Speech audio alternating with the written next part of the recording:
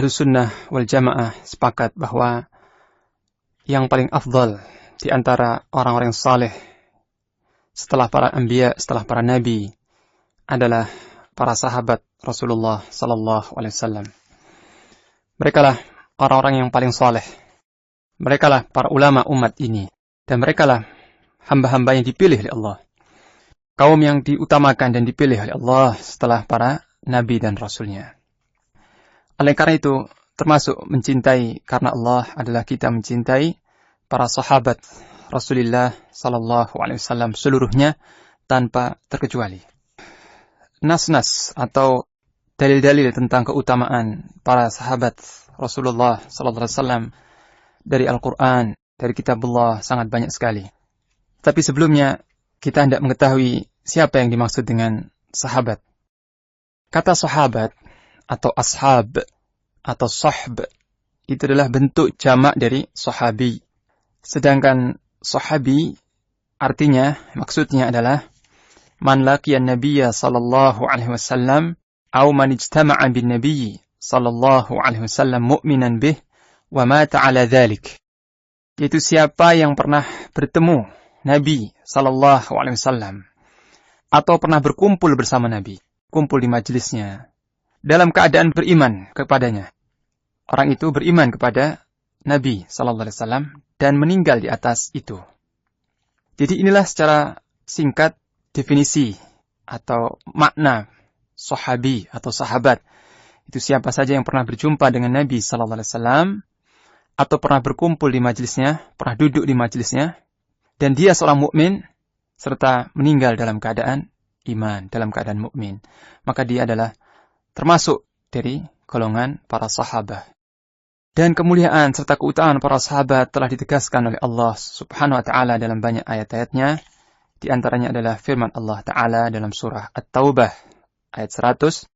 Allah taala berfirman, "Was-sabiquna al-awwaluna minal muhajirin wal ansar walladzina ittaba'uuhum bi ihsan radhiyallahu anhum wa radu an wa a'adda lahum jannatin tajri tahtaha al-anhar khalidina fiha abada dzalikal fawzul azim." Orang-orang yang terdahulu lagi pertama-tama beriman, yaitu dari kalangan kaum muhajirin dan ansar, serta mereka-mereka yang mengikuti para muhajirin dan ansar itu dengan kebaikan, maka Allah telah ridha kepada mereka, dan mereka pun ridha kepada Allah, serta Allah telah menyediakan untuk mereka semua surga-surga yang mengalir di bawahnya sungai-sungai. Dan mereka dalam keadaan kekal di surga-surga itu selama-lamanya. Itulah keberuntungan yang agung, yang besar. Surat At-Taubah ayat 100.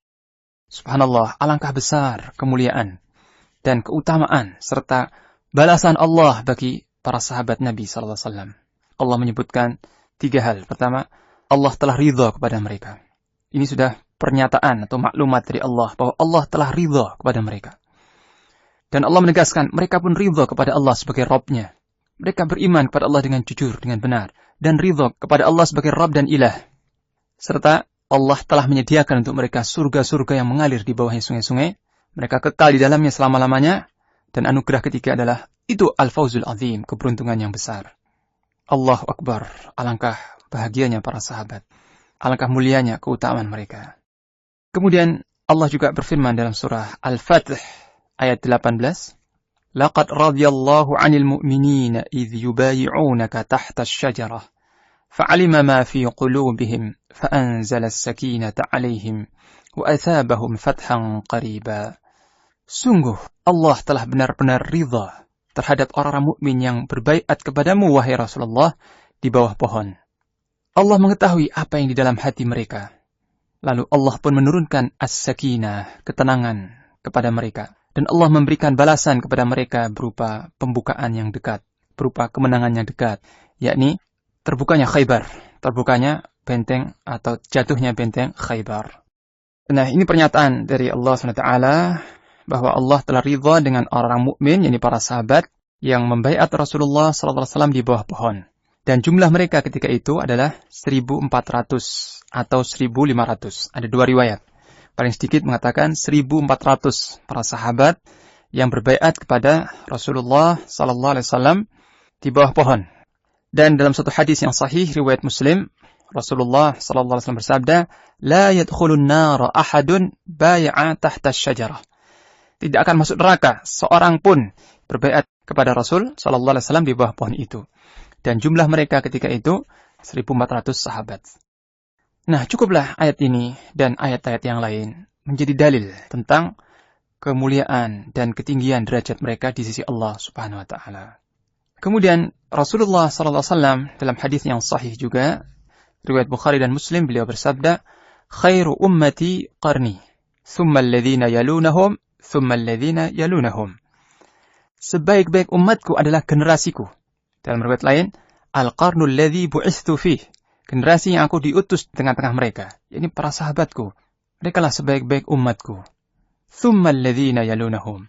Kemudian setelah itu, generasi atau angkatan yang datang setelah mereka, yakni para tabi'in. Thumma alladhina yalunahum. Kemudian angkatan yang datang setelah mereka, yakni para tabi'it tabi'in.